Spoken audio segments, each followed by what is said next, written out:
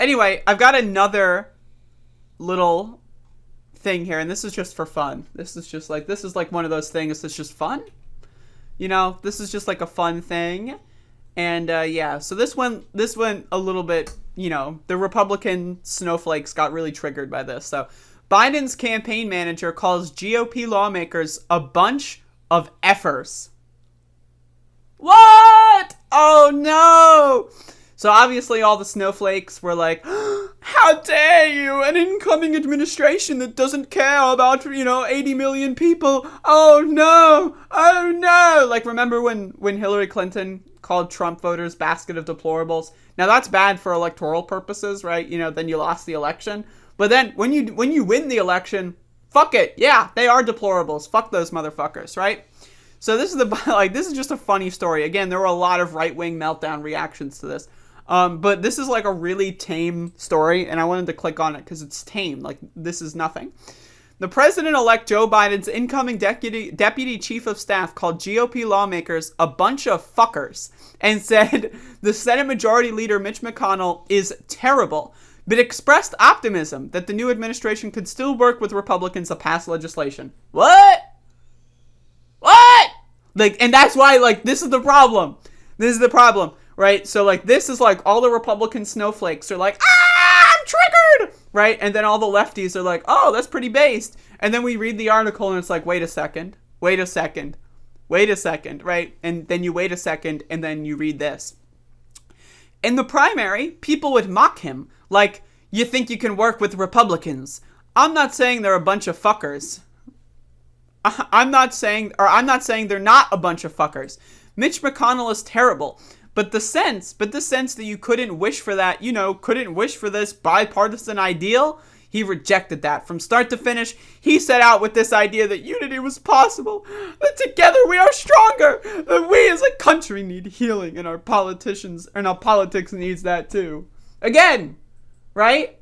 Again. You read the title is Biden campaign manager calls GOP lawmakers a bunch of fuckers, right? And then, I'm not saying they're not a bunch of fuckers, but we gotta be bipartisan. Yeah, they're fuckers, but we gotta work with them. What? Error. What the fuck? Doesn't mean anything. It's all a fucking racket.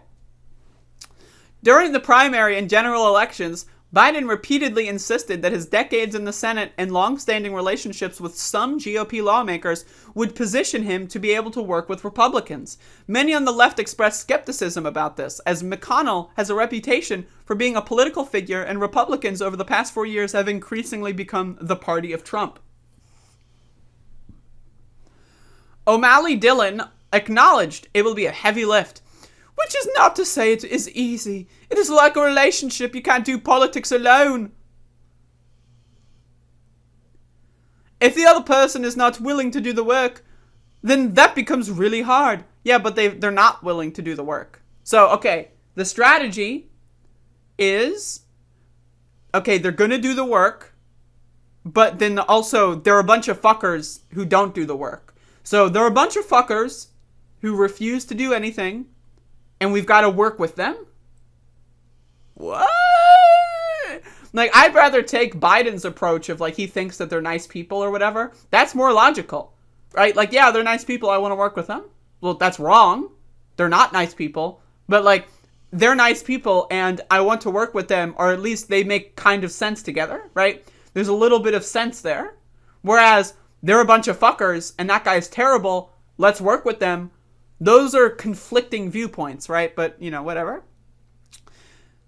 They want to do their work, get paid a fair share, have time for themselves and their family, and see each other as neighbors. And this overhang of this negative, polarized electorate that politics has created is this thing that I think we can break down. No, you can't break this down. That's not happening. And you are especially not breaking it. Again, we have people in Congress that literally believe that Antifa are a rogue terror regime, and that Antifa is more dangerous than Saddam Hussein or something. And it's what the fuck are you people talking about? This is crazy, right? You're talking about a bunch of soy boy college kids, and they're apparently going to take over the world. I don't know. It's really bizarre stuff. Like, these people are nuts. The cult of Trump party is nuts. Yes, they are indeed a bunch of fuckers. Yes, Mitch McConnell is terrible. But no, you should not be working with them, because why the fuck would you?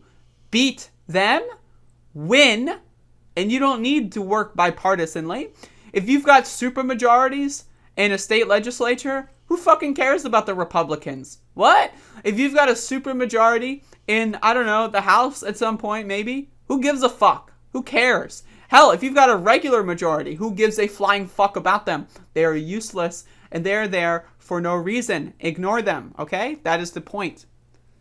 But again, the right-wingers are, like, they get triggered. Like, even, like, this person agrees with their strategy, and they agree with their fucking stupid garbage, but she called them a bunch of fuckers, and all of a sudden, they're triggered. Oh, I was called a mean name by a demon rat. Oh. I won't. I will not. And I will not.